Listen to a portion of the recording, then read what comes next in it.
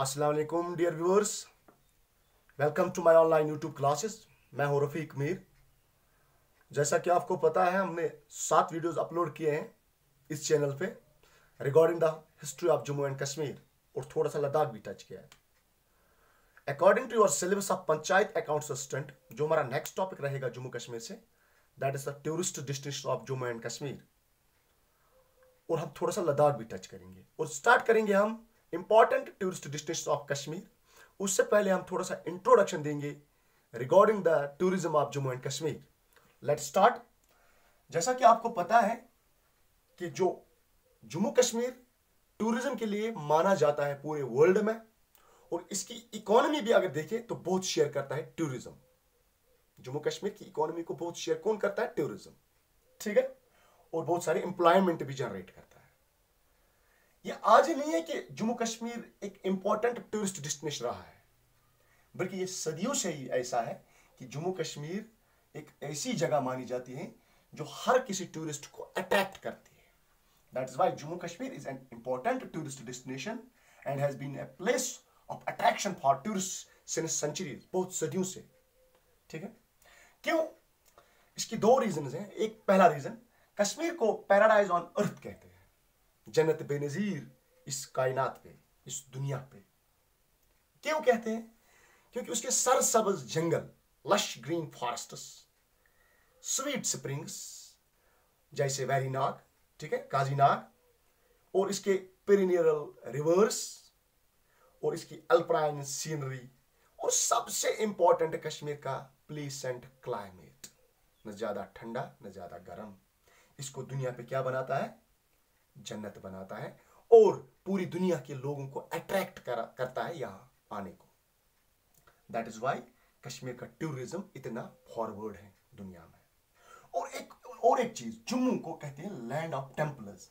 जैसे रघुनाथ टेम्पल है, वहां पे बहुत सारे टेम्पल है वहां पे, दैट्स व्हाई इट्स कॉल्ड, वहां बहुत सारे टेम्पल्स वहां पे, इसीलिए उसको कहते हैं लैंड ऑफ टेम्पल्स। और बहुत सारे पिलग्रिम आते हैं यहाँ पे अपने मन मुराद पूरी करने के लिए, जैसे माता वैष्णो देवी। इतना ही नहीं, ट्रैकिंग स्पॉट के लिए भी जम्मू बहुत इंपॉर्टेंट है। जैसे पटनी टॉप, वहां पे एक टूरिस्ट डेस्टिनेशन है, मनसर है, सरनसर है, ठीक है। तो ये बहुत अच्छा पिकनिक स्पॉट है, बहुत सारे लैक्स भी है वहां पे, ठीक है। दैट इज वाई कल्हाना ने राज तरंगी में लिखा है, अगर आप चाहो तो आप लिख भी सकते हो। कल्हाना ने राज तरंगी में कुछ इस तरह लिखा है, Kailasha is the best spot in the 3 worlds. उसने दुनिया को 3 हिस्सों में तकसीम किया, उसमें उसने बताया कैलाशा, ठीक है, हिमालयाज, और इस वाले पोर्शन को उसने कैलाशा कहा है, नॉर्दर्न पोर्शन को। और उसमें उसने बोला है Himalayas is the best in the Kailashas. और कैलाशा, अगर 3 दुनिया में सबसे अच्छा दुनिया कौन है? कैलाशा। और कैलाशा में भी उसने क्या बताया है? इंपॉर्टेंट कौन है, अच्छा कौन है? हिमालयाज बेस्ट उसने कहा। And the best part of the Kailasa, Himalayas best part of the Kailasa, and Kashmir is the best part in the Himalayas. और इन हिमालयाज में बहुत सारी स्टेट्स हैं, बहुत सारी कंट्रीज हैं, लेकिन इनमें से सबसे बेस्ट कश्मीर है। एक बार फिर सुन लो क्या कहा था राज तरंगी ने। Kailasha is the best place in the 3 worlds, the Himalayas are the best part of Kailasha, and the Kashmir is the best part in the Himalayas, ठीक है। और बहुत सारे टूरिस्ट्स यहां पे आए हैं सदियों से, उनका रिकॉर्ड राज तरंगी में मौजूद है। जैसे ह्यूसन संग, एक Chinese Pilgrim, renowned Chinese Pilgrim आया यहां। उसने बहुत सारे टाइम कश्मीर में गुजारा है। बोला जाता है कि 2 साल उसने कश्मीर में गुजारे। हालांकि पहले सेंट्रल एशिया, इंडिया, बाकी स्टेट्स में भी घूम के आया, 7th सेंचुरी में यहाँ आया है। मीन्स इसका रिकॉर्ड भी है कि उसको कश्मीर में मजा आया, ये 2 साल यहाँ पे रुका। उसके बाद ऑनकोंग भी का रिकॉर्ड है। ऑनकोंग ये भी एक रिनाउंस्ड टूरिस्ट चाइनीज ट्रैवलर है। ये भी बोला जाता है कश्मीर में आया है 759 AD, ठीक है। और एक इंपॉर्टेंट टूरिस्ट यहाँ पे आया है, फॉरेनर, उसका नाम है बर्नियर। आपसे पूछा जा सकता है इसने कश्मीर को क्या है? Paradise on Indies. याद रखो, सिंध में जन्नत अगर है तो पैराडाइज। और कश्मीर, जम्मू कश्मीर का टूरिज्म, खासतौर पर कश्मीर का टूरिज्म को कब से जैकपॉट मिला, कब से एनहेंस हुआ, कब से इंक्रीज हुए यहाँ पे टूरिस्ट आने की? जब से क्या खोला गया? बानिहाल काट रोड। जब बानिहाल काट रोड खोला गया जब कश्मीर को हिंदुस्तान के साथ या पूरी दुनिया के साथ लिंक किया गया, तब से बहुत सारे टूरिस्ट आ गए यहाँ। इट अट्रैक्ट्स द वर्ल्ड, तो पूरी दुनिया को उसने अट्रैक्ट किया यहाँ आने को, ठीक है। जैसे उसके बाद बहुत सारे नवाब्स आ गए, राजाज आ गए, ठीक है, रिच पीपल्स आ गए वर्ल्ड के, क्योंकि ये हॉलीडे रिजॉर्ट बन गया कश्मीर। और मुगल्स आ गए, मुगल बादशाह भी यहाँ पे आ गए, ठीक है। और विदाउट उसको मैं ज़्यादा खींचे के बगैर मैं डायरेक्ट अपने सपोर्ट पे आता हूँ। हम कुछ कश्मीर के कुछ इंपॉर्टेंट टूरिस्ट डेस्टिनेशन पढ़ाएंगे, तकरीबन हम 20 पढ़ाएंगे, सारे के सारे हम 40-50 पढ़ाएंगे J&K लद्दाख से। तो एक एक में आप आराम से देखो क्या करना है आपको। जिस टूरिस्ट स्पॉट को मैं पढ़ाऊंगा, 3 चीजें इंपॉर्टेंट है टूरिस्ट स्पॉट से।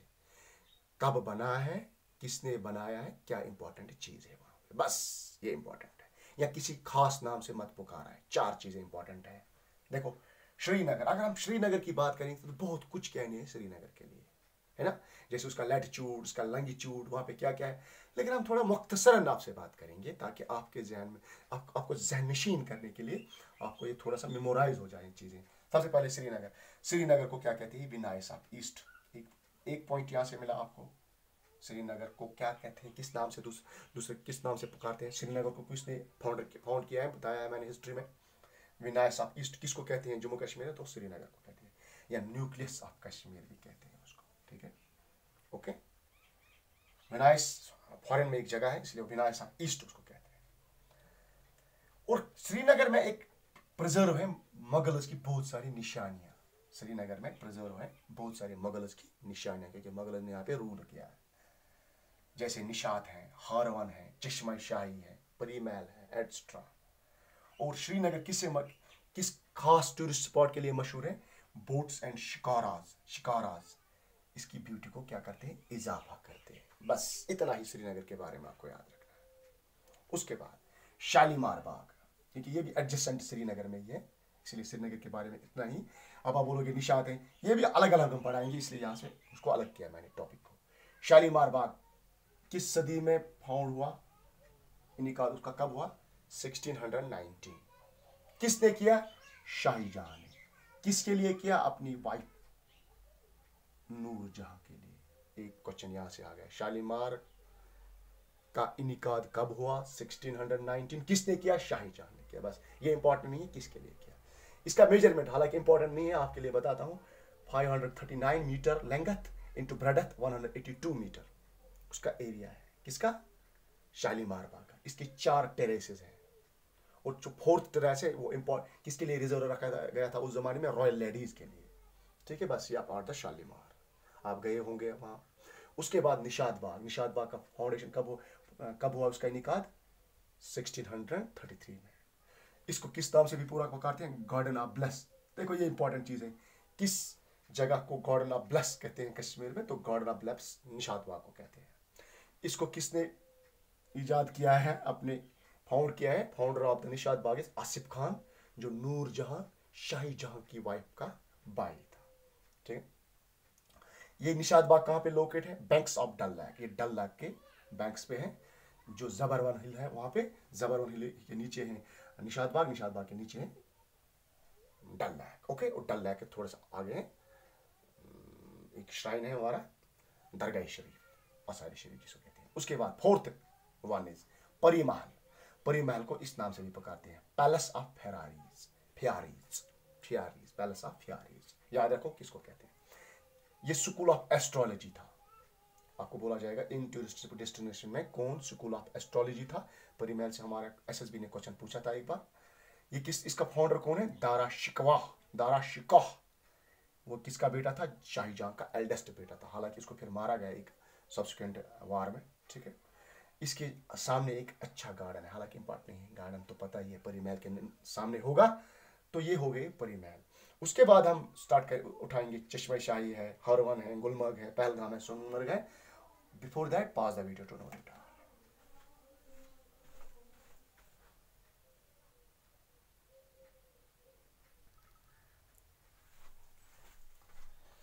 ओके, तो मूव करते हैं हमारा जो नेक्स्ट टूरिस्ट डेस्टिनेशन है, दैट चश्मा शाही। कब लीड किया गया है? 1632 एडी में इसका इनिकाद हुआ है।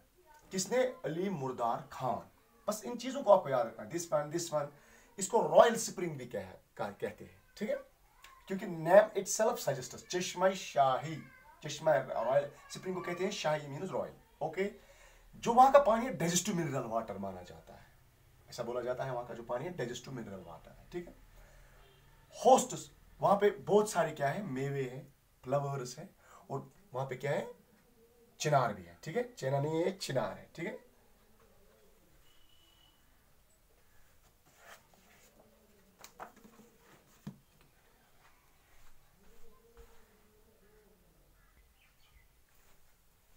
ठीक है, बहुत सारे चिनार वहां पे, ठीक है। चश्मा शाही बस हो गया। टुलिप गार्डन, इसमें देखो क्या इंपॉर्टेंट है, इसको इस नाम से भी बोलते हैं सिराज बाग, ठीक है। ये लार्जेस्ट इन एशिया, ये इंपॉर्टेंट है, एशिया में सबसे बड़ा टुलिप गार्डन माना जाता है। ये कहाँ पे? Foot hills of Zabarwan range. जो जबरवन रेंज है, श्रीनगर में एक रेंज आता है, पहाड़ी की एक रेंज जबरवन उसको कहते हैं, उसके नीचे बनाया गया है, ठीक है। वहां पे दुनिया के सारे किस्म के मुझे लग रहा है फ्लावर्स मौजूद है, ठीक है।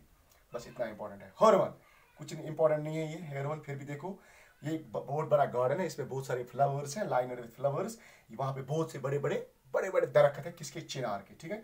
वहां पे एक किनाल है, वहां से पानी ले, उसका पानी कहां से आता है? डल लेक से आता है। बस ये important. Gulmarg important tourist destination. Gulmarg को मीडो ऑफ फ्लावर्स से भी जाना जाता है। एक बात, ये बारामूला के डिस्ट्रिक्ट में मौजूद है। दूसरी बात, इसकी हाइट जो है सतह समंदर से वो 2730 मीटर। ये भी इंपॉर्टेंट है, पूछा जा सकता है, क्योंकि ये पहाड़ी पे है, इसीलिए इसको पूछा जा सकता है, ठीक है। गुलमर्ग गंडोला जो है वो दुनिया का हाईएस्ट केबल कार गंडोलों में से माना जाता है, ठीक है।